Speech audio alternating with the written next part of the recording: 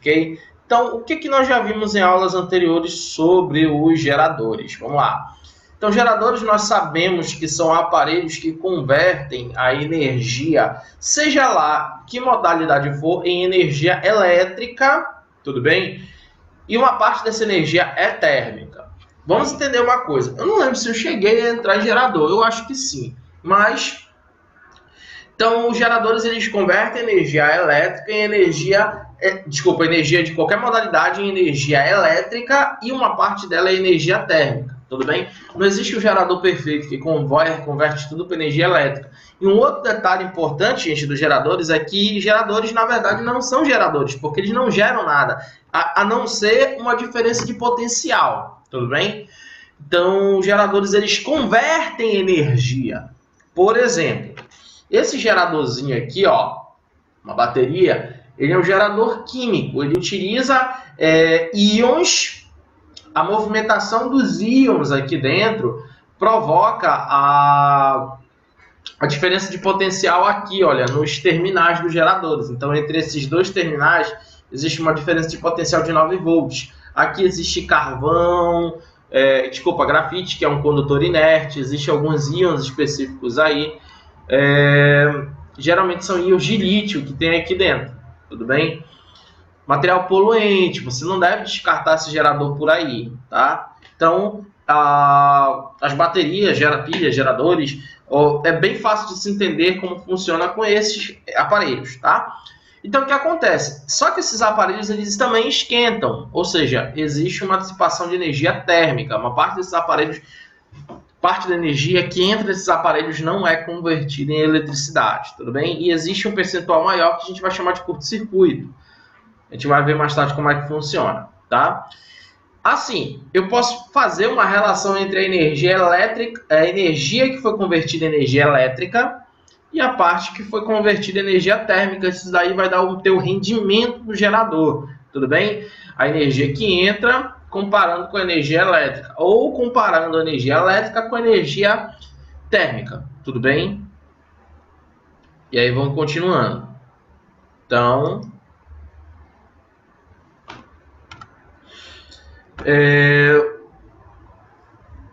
o gerador ele é caracterizado por duas grandezas físicas importantes: a resistência interna e a força eletromotriz, certo? O que é a força eletromotriz ou Fem, certo? Nós vamos representar por essa letrinha aqui, ó, o epsilon, ok?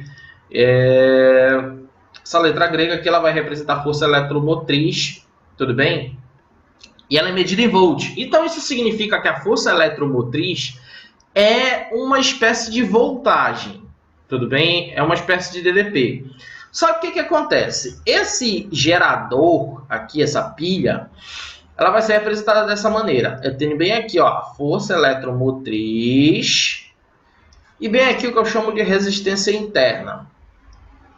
Esse gerador, ele produz uma certa quantidade de energia, tá?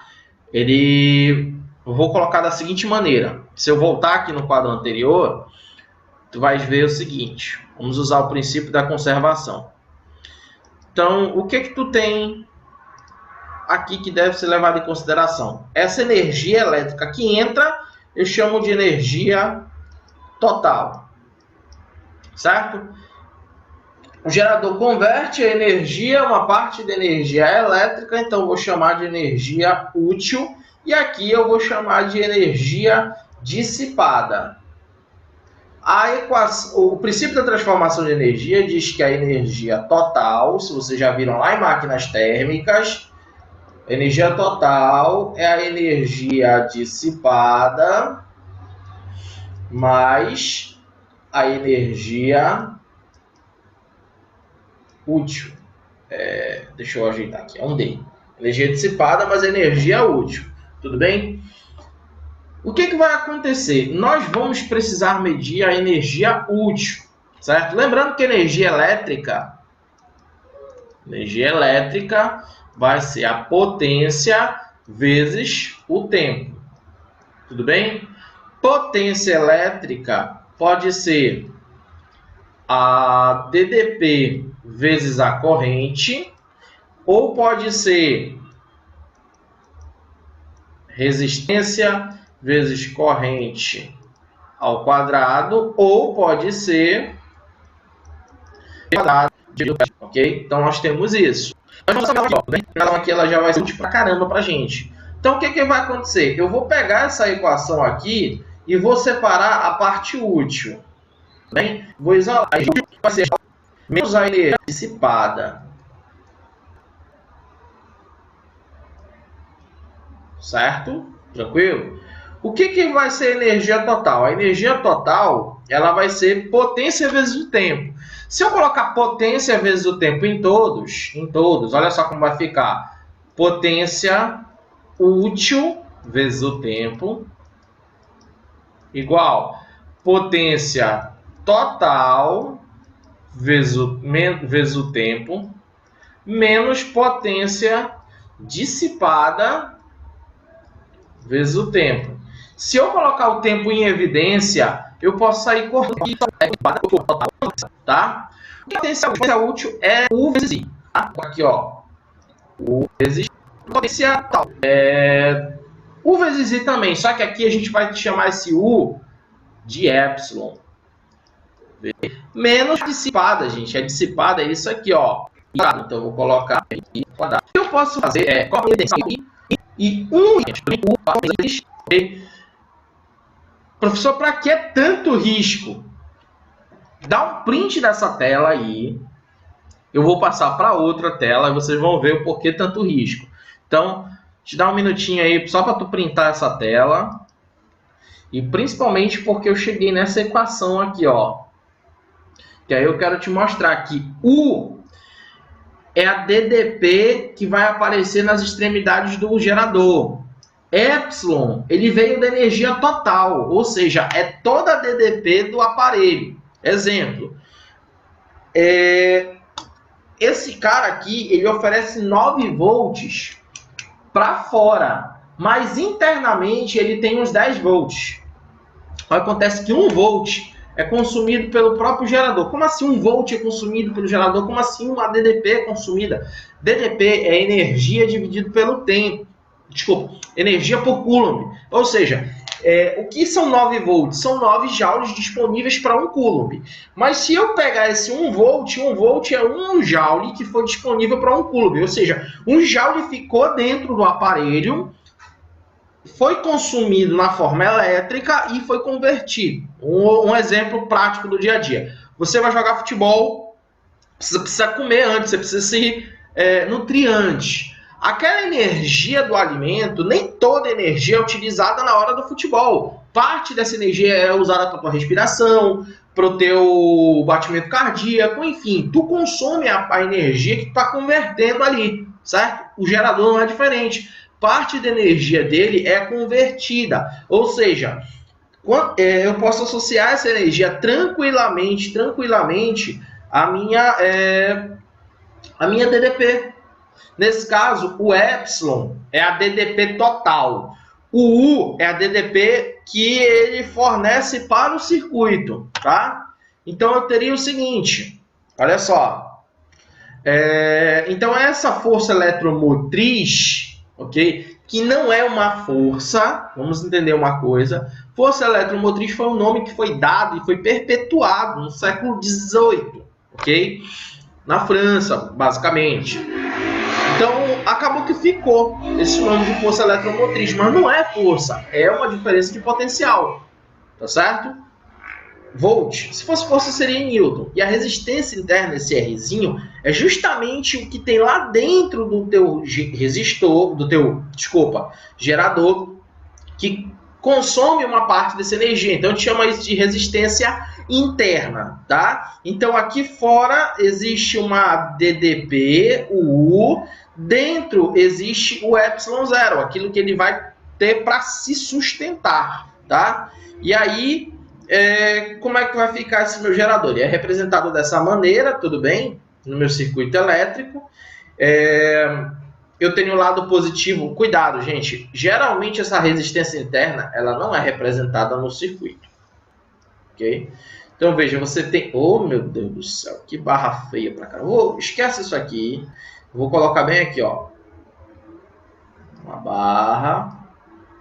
e uma barra maior. Tudo bem? Essa barra menor é o lado positivo. A barra maior é o lado negativo. Tudo bem? Lembra de uma pilha. Aquela parte de trás da pilha, a bunda da pilha, a parte maior, é o lado negativo. Tudo bem? O lado pontiagudo é o positivo. A mesma coisa no geradorzinho desse. A boca menor é a boca positiva. A boca maior é a negativa. Daqui sai a carga elétrica do lado positivo. Desculpa. Daqui sai a corrente elétrica do lado negativo e vai para o lado... do lado positivo e vai para o lado negativo, tá? E aí eu tenho essa representação onde eu tenho barras de tamanhos diferentes. Tem que tomar cuidado, porque vamos ver ainda no capítulo 2 desse módulo 20, que existe o capacitor, que é muito parecido o desenho dele com o gerador, é muito confundido. A diferença é que o capacitor, as barras têm tamanhos iguais, e no gerador as barras têm tamanhos diferentes, tá?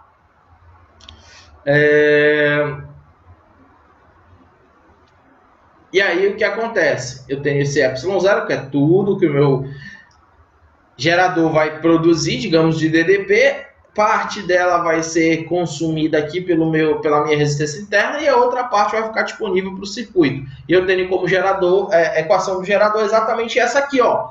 U é igual a ε menos RI. Essa parte aqui, nós já vimos que é a energia dissipada, essa parte aqui do ε é a total, e U é o que sobrou da energia útil. Sendo o seguinte, vamos supor que numa condição ideal onde esse gerador está desconectado, ou seja, a resistência interna dele vai a zero, porque não há corrente elétrica, para te falar a verdade, porque ele está aberto. Então, a resistência é zero, tudo bem? Então, vamos lá. Esse cara, o U é o próprio ε0, ou seja, se eu tenho 9 volts, eu tenho 9 volts mesmo, produzido dentro, internamente, fora, tudo bem? Mas aí o que acontece? Existe o que a gente chama de corrente de curto-circuito. Se eu ligar esse aparelho e conectar isso aqui, mesmo só os fios, existe uma resistênciazinha. Mas no momento em que eu conecto esses dois, eu começo a provocar o que eu chamo de curto-circuito. Vocês não estão vendo aqui, mas tem uma fumacinha. Se eu colocasse esses dois numa palha de aço, por exemplo, eu poderia provocar um pequeno incêndiozinho. Me dá um minuto que eu vou ver se eu consigo fazer isso.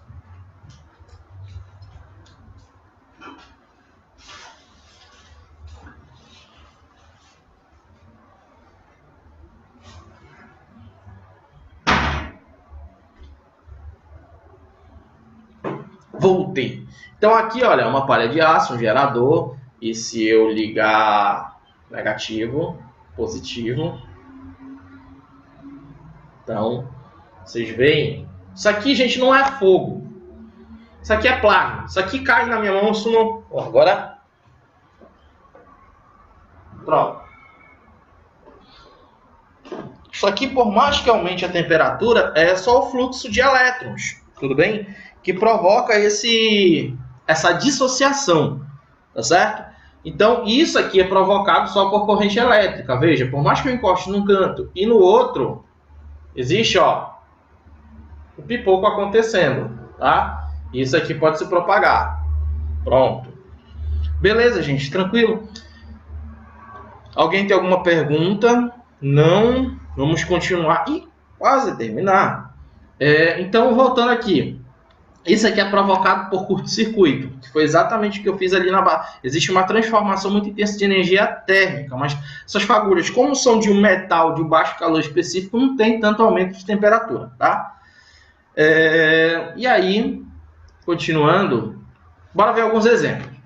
Tem-se um gerador de força eletromotriz 12 volts e resistência interna 2 ohms. Determine, letra A DDP entre os terminais do seu circuito,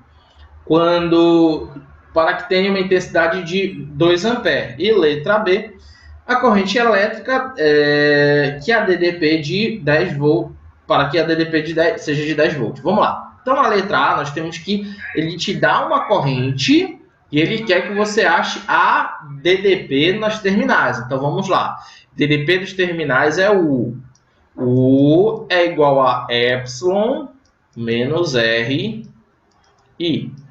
O ERI, né? Então, quanto é que a força eletromotriz que ele dá? A força eletromotriz é 12 volts. Então, vamos lá, 12 volts. A resistência interna, ele dá que é 2 ohms. E a corrente elétrica, ele dá que são 2 amperes. Perceba, 2 vezes 2, 4. 12 menos 4 vai dar 8 volts. É quase igual a essa bateria. Tudo bem? Essa bateria tem 9 e aí eu tenho 12 volts. Beleza, gente? Tranquilo? Então, essa daqui é a letra A, muito simplesinha. Letra B. Qual a intensidade de corrente elétrica quando a DDP não é mais de 8? Tudo bem? Eu vou continuar com essa resistência interna de 2 ohms. Ela não vai mudar, ela é interna. E agora eu vou calcular uma nova corrente elétrica, mas para uma DDP de 10. Tudo bem? Ou seja, eu utilizo de novo essa mesma equação, só que agora eu vou usar uma DDP de 10. Tudo bem? A força eletromotriz continua a mesma, menos a resistência, 2, vezes a corrente elétrica que ele quer saber. O que eu vou fazer? O 12 está aqui, ele vai passar para o outro lado. Então, vai ficar 10. Presta atenção para tu não fazer tolice aqui, ok? 10, o 12 é positivo, ele passa negativo. Menos 12 igual a menos 2i. Tudo bem? 10 menos 12, menos 2, igual a menos 2i. Aqui é que eu multiplico por menos 1. Positivos, 2 passa para o outro lado dividindo, 2 dividido por 2 vai te dar uma corrente elétrica, ok? Beleza? Percebam uma coisa. Aqui na letra A ele diz para uma corrente de 2 amperes, tudo bem? Para uma corrente de 2 amperes, eu tenho uma DDP de 8 volts. Aí tu pensa, cara, se o que eu tenho que fazer? O que vai acontecer com a corrente? Não é esse negócio de dobrar, triplicar. Não pensa assim, gente. Não pensa, porque a relação não é de direto, nem inversa, nem de proporcional. Você tem aí uma equação, tem uma diferença. Então, não pensa dessa maneira, tudo bem? Veja que agora a resistência, desculpa, a corrente elétrica ela diminuiu a metade. E eu aumentei 2 unidades. Eu não dobrei a tensão, tá? Tranquilo? Alguma pergunta aí no chat? Não? Prometo que depois das férias já vai estar liberado pro áudio aqui do... Deixa eu só ver uma coisa aqui que eu acho que eu consigo ainda assim liberar os alto-falantes. Pronto, eu acho que agora eu consigo ouvir vocês, se vocês falarem.